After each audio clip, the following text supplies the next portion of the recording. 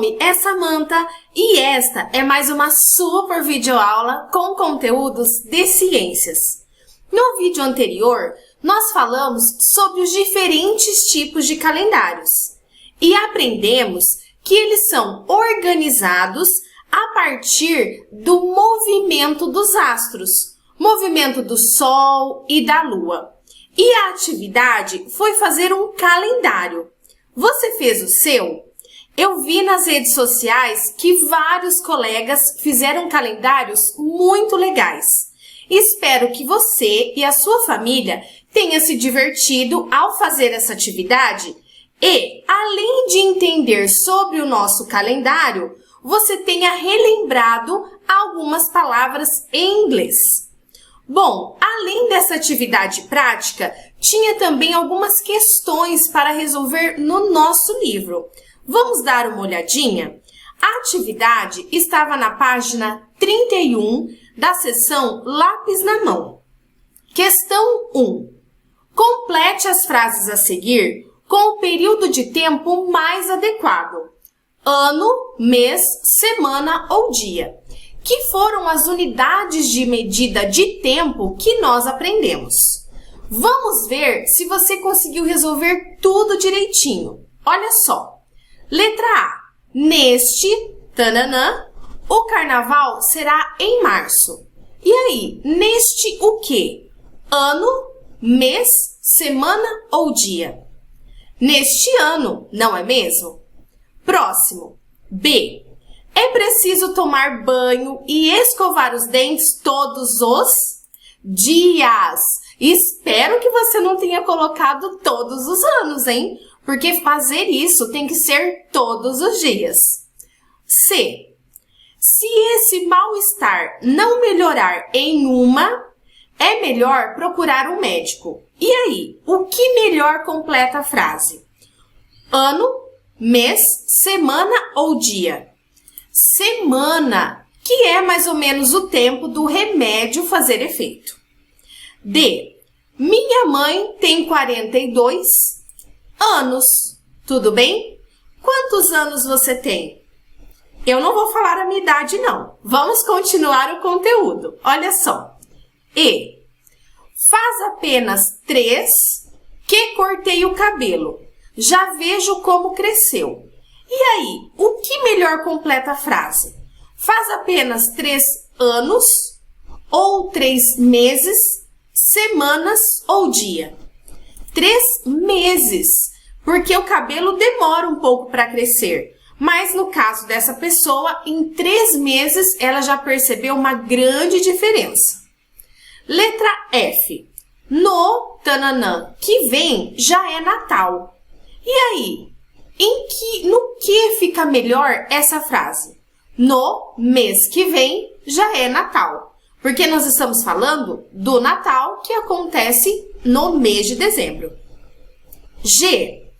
Meu pai ainda não recebeu o salário deste mês, já que as pessoas trabalham e todos os meses recebem o seu salário. E por último, H. Vou à escola 5 dias por semana. Quando a gente ia, não é mesmo?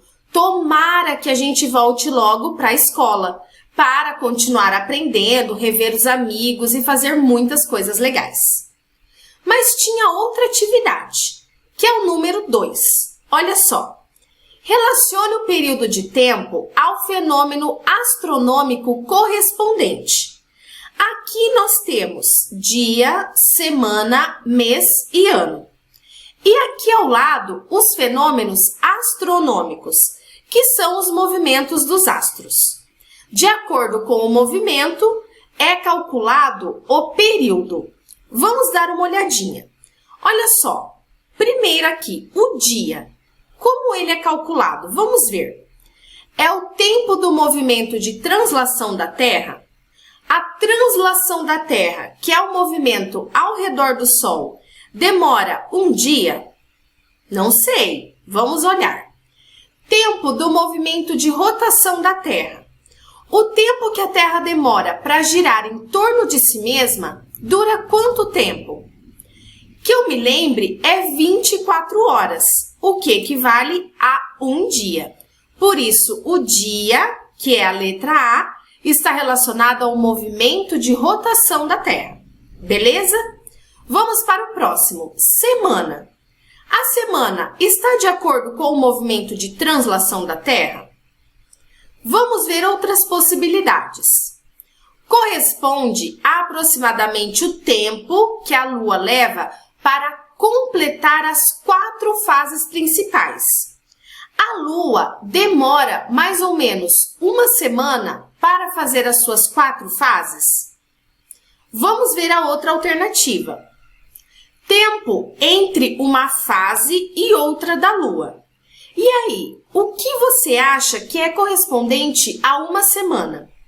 Movimento de translação da Terra, as 4 fases da Lua ou a transição de uma fase para outra? É a última, não é verdade? Nós vimos lá no calendário que cada fase da Lua corresponde a mais ou menos uma semana. O próximo, o mês. O mês, ele está relacionado ao movimento de translação da Terra ou às 4 fases da Lua? Acabei dando uma dica. Por quê? Se cada fase da Lua corresponde a mais ou menos uma semana, as 4 fases darão 4 semanas, que corresponde a aproximadamente um mês. Isso indica que o ano ele é consequência do movimento de translação da Terra, que é o maior movimento. Se é o maior movimento, consequentemente, leva mais tempo. Tudo bem?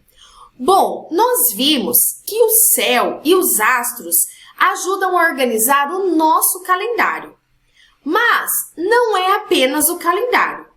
Vamos ver outra função do céu ou qual outra referência ele pode ser utilizado.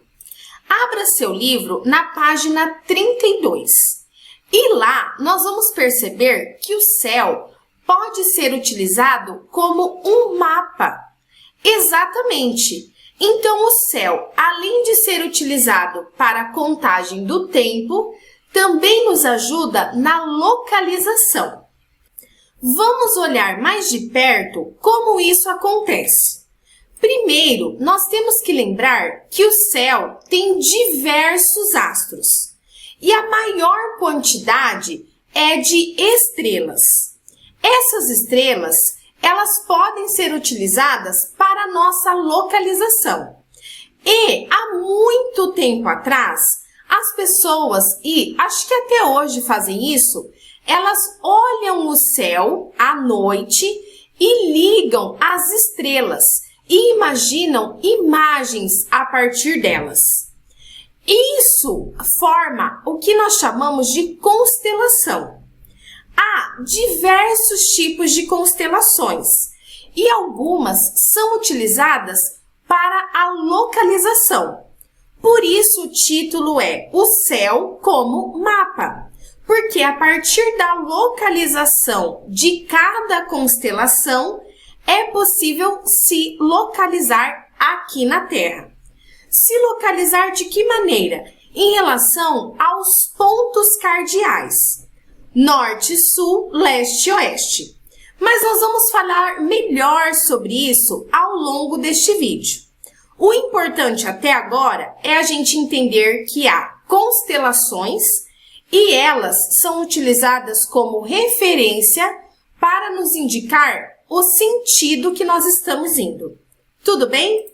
Há diversos tipos de constelações. Se não me engano, são 88. Isso é, na nossa cultura. Porque, assim como acontece com os calendários, diferentes culturas observaram as estrelas e pensaram diferentes imagens. Consequentemente, em outras culturas, percebemos outras constelações. Mas aqui nós podemos facilmente identificar a constelação Cruzeiro do Sul. Observe aqui, tem esses 4, aliás, 5 estrelas, uma aqui em cima, aqui embaixo, do lado esquerdo e direito, formando uma cruz. Mas a constelação, ela também tem essa outra estrela aqui, que muitos a chamam de intrometida. Observe que a gente vai perceber um movimento aparente dessas constelações. Por que aparente? Porque, na realidade, esse movimento que nós vamos observar está relacionado ao movimento da Terra, beleza? Vamos lá, observe só essa constelação Cruzeiro do Sul. E é legal que a partir de agora, sempre que você olhar a estrela, vai conseguir identificar essa constelação. Perceba como ela se movimenta. E aí tem um detalhe muito importante. As estrelas estão no céu o tempo todo, mas a gente só a enxerga à noite. Por quê? Tem uma estrela que está mais próxima de nós. Você sabe qual é? É o Sol. E por estar mais próxima, conforme o lado da Terra se volta para o Sol, o brilho do Sol ofusca o brilho das outras estrelas. É mais ou menos assim. Se você acender uma lanterna num dia de muito sol, você quase não percebe a luz da lanterna, não é verdade? Mas se você fizer isso à noite, a luz da lanterna fica em destaque. E é isso que acontece com as estrelas. Mas já que nós estamos falando do Cruzeiro do Sul, primeiro, tem esse nome, por que será? Porque é uma constelação que é observada aqui na região sul, onde predominantemente o Brasil está. E essa constelação pode ser utilizada na localização. Observe aí que essa constelação, ela sofre movimentos aparentes, mas sempre tem essa variação, bem à nossa cima, um pouco para o lado esquerdo, um pouco para o lado direito. E, por ser chamada de Cruzeiro do Sul, nós sabemos que é uma constelação que está localizada na região sul. Mas tem outras curiosidades que nós podemos falar sobre a Cruzeiro do Sul. Primeiro, que ela é a menor das 88 constelações.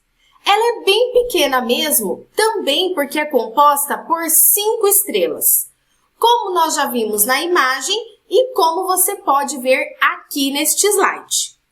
Além disso, é uma constelação que pode ser vista de todo o Brasil, já que a maior parte do nosso país está na região sul, que é o lado ou a localização da constelação Cruzeiro do Sul. Essa constelação, mesmo sendo pequena, ela é muito importante, inclusive ela está inserida na nossa bandeira do Brasil. Observe bem aqui no meio a constelação. E você sabia que cada estrela da bandeira do Brasil representa um estado? Por exemplo, aqui na representação da constelação Cruzeiro do Sul, essa estrela aqui de cima representa o estado da Bahia, aqui Rio de Janeiro, esta Minas Gerais, Espírito Santo e São Paulo. E é claro que eu vou falar do meu estado. O meu estado, o estado do Paraná, é representado por essa estrelinha aqui. Legal, não é? Se você for pesquisar, você vai descobrir que outras bandeiras também utilizam a Cruzeiro do Sul na sua representação. E, voltando a falar da localização, como que nós podemos utilizar a Cruzeiro do Sul para nos localizar? Bom, nós sabemos que essa constelação está na região sul. Para nos localizarmos à noite, basta ficar de costas para esta constelação E assim nós saberemos que a frente é norte, o lado direito leste e o lado esquerdo oeste. Mas a nossa localização pode acontecer também durante o dia. E eu acho que isso você já aprendeu. Para nos localizarmos durante o dia, basta utilizar o Sol como referência. Bom, nós sabemos que o Sol nasce no lado leste. O que nós devemos fazer então? Primeiro, posicionarmos o nosso braço direito em direção ao Sol que está nascendo, porque isso vai indicar o lado leste. Consequentemente, o lado oposto será oeste. À frente, norte e ao sul e atrás, o sul, que poderá estar ou deve estar a estrela ou a constelação Cruzeiro do Sul. Demais, não é? Mas nós vamos ver que não é só dessa maneira que a gente vai utilizar a constelação para se localizar.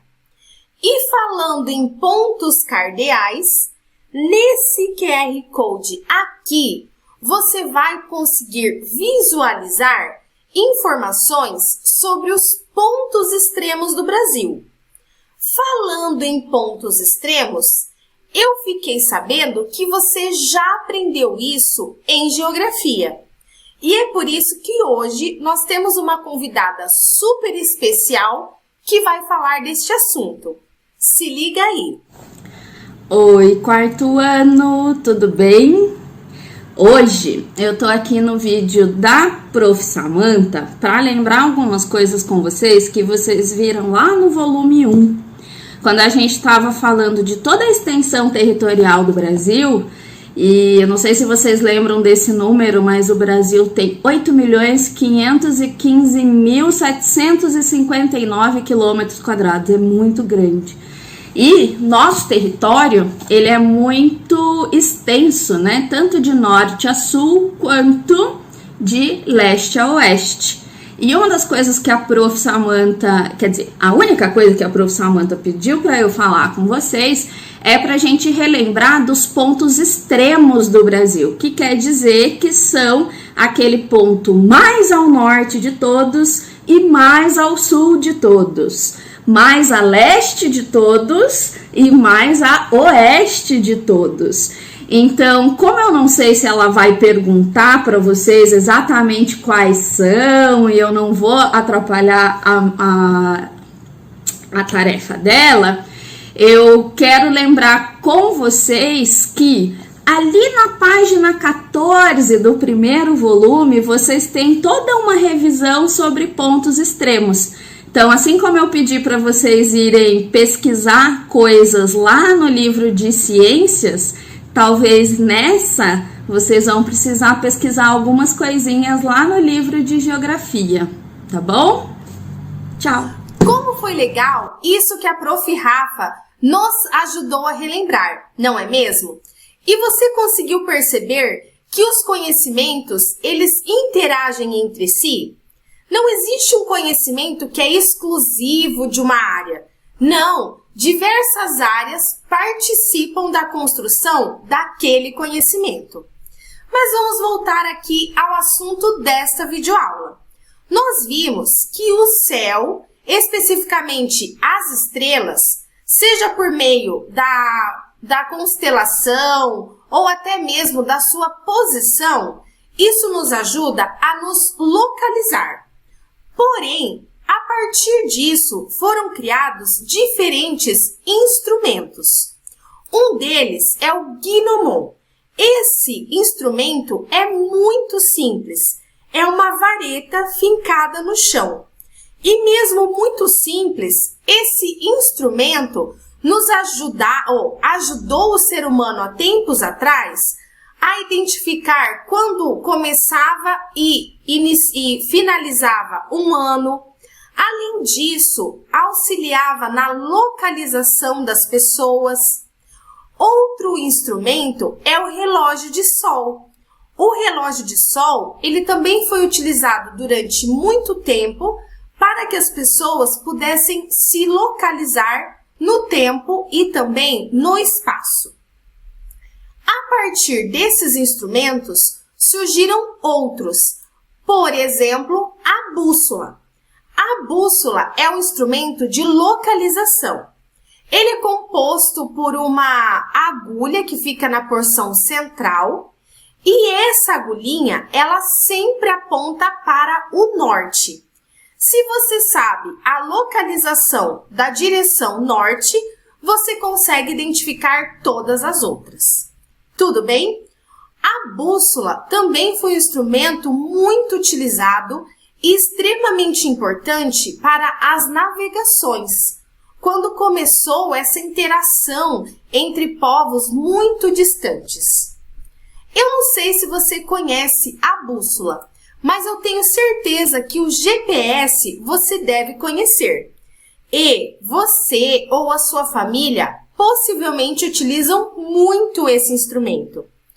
O GPS é um instrumento que nos ajuda a nos localizarmos, né, no mapa, e ele também aponta diferentes direções.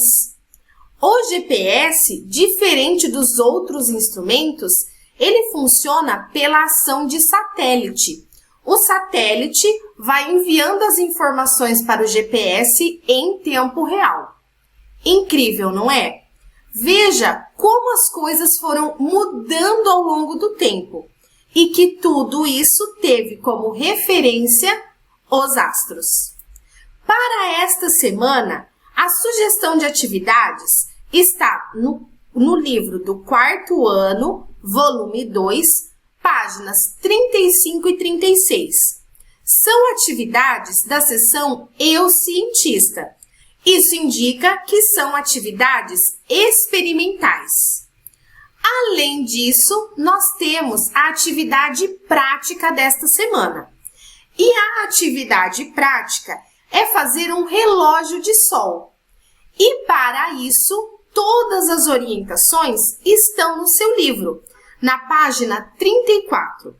Se você não quiser ver direto no seu livro, você pode agora ou quando você for fazer a atividade prática, você pode focalizar esse QR Code, utilizando seu aplicativo RA Positivo. A partir desse RA, você terá todas as orientações necessárias para montar o seu relógio de sol. É lógico e, como sempre, quando você estiver montando esse relógio, poste nas redes sociais, usando a hashtag SPE com você.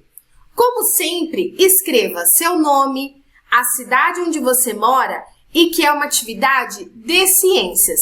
Estarei de olho e quando eu identificar a sua atividade, eu vou curtir e comentar. Capriche nessas atividades para que você possa visualizar na prática tudo isso que nós aprendemos. E, neste vídeo, nós vimos que o céu, além de ajudar a medir o tempo, nos ajuda na localização. No próximo vídeo, faremos uma super revisão de tudo isso que vimos nessa videoaula e nas anteriores. Até lá!